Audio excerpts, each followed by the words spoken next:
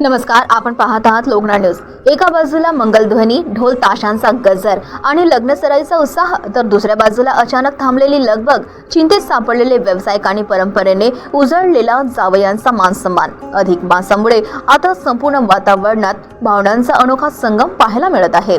ग्रामीण भागात सध्या लग्नसराईची जोरदार धुमाधूम सुरू असतानाच आता 15 मे पासून सुरू होणाऱ्या अधिक मासामुळे पुढील महिनाभर सर्व मंगल कार्यांवर विराम लागणार आहे। हिंदू परंपरेनुसार अधिक मास, ज्याला ग्रामीण भागात धोंड्याचा महिना किंवा पुरुषोत्तम मास म्हणूनही ओळखले जाते, या काळात विवाह, वास्तुशांती, गृहप्रवेश यांसारखी शुभकार्य केली जात नाहीत। त्यामुळे 15 मे ते 15 जून दरम्यान लग्न सोहळे पूर्णपणे बंद राहणार आहेत। गेल्या काही महिन्यांपासून ग्रामीण भागात विवाह सोहळ्यांची लगबग शिगेला पोहोचली होती। मंगल कार्यालय उजळून निघाली होती। बँड डीजेच्या तालावर बराती रंगत होत्या, तर आचारी, कॅटरर्स, फुलवाले, मेहंदी कलाकार, छायाचित्रकार आणि डेकोरेशन व्यावसायिकांच्या व्यवसायालाही मोठी चालना मिळाली होती। मात्र अधिक मास सुरू होताच या सर्व गजबजाटावर अचानक शांततेची छाया पसरल्याचे चित्र दिसणार आहे। याचा मोठा आर्थिक फटका विवाह सोहळ्यांशी संबंधित व्यवसायांना बसण्याची शक्यता निर्माण होत आहे। मंगल कार्यालय चालक, आचारी, कॅटरर्स, बँड पथक, डीजे, फुल विक्रेते, मेकअप कलाकार, गुरुजी यांच्यासह शेकडो लहान मोठ्या व्यावसायिकांच्या उत्पन्नावर या महिन्याचा परिणाम होणार आहे। उन्हाळ्यातील लग्नाचा हंगाम जोरात सुरू असतानाच आलेल्या या ब्रेकमुळे अनेक व्यावसायिक चिंतेत असल्याचे चित्र आहे।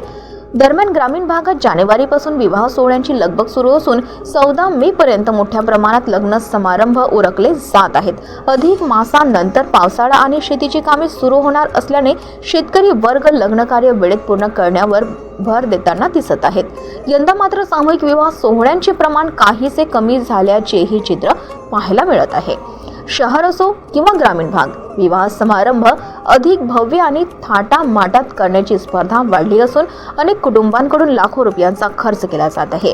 लग्न सोहळ्यांमध्ये डेकोरेशन, डीजे, बँड, फोटोग्राफी, जेवणावळी यावर मोठ्या प्रमाणात खर्च होत असल्याचेही समोर येत आहे।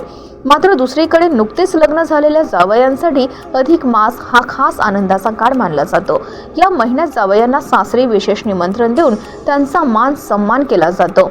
कपडे, चांदी, सोन्याचे आहेर, अनारसे आणि धोंडे देण्याची परंपरा अजूनही ग्रामीण भागात मोठ्या उत्साहात जपली जात असल्याचे पाहायला मिळते। परंपरा, श्रद्धा आणि कौटुंबिक जिव्हाळा जपणारा हा अधिक मास गावाकडच्या संस्कृतीचे वेगळेपण अधोरेखित करताना दिसत आहे। लोकनाळ न्यूजसाठी गोकुळ पाकमोडे, तळोधी, बडापूर, जिल्हा चंद्रपूर।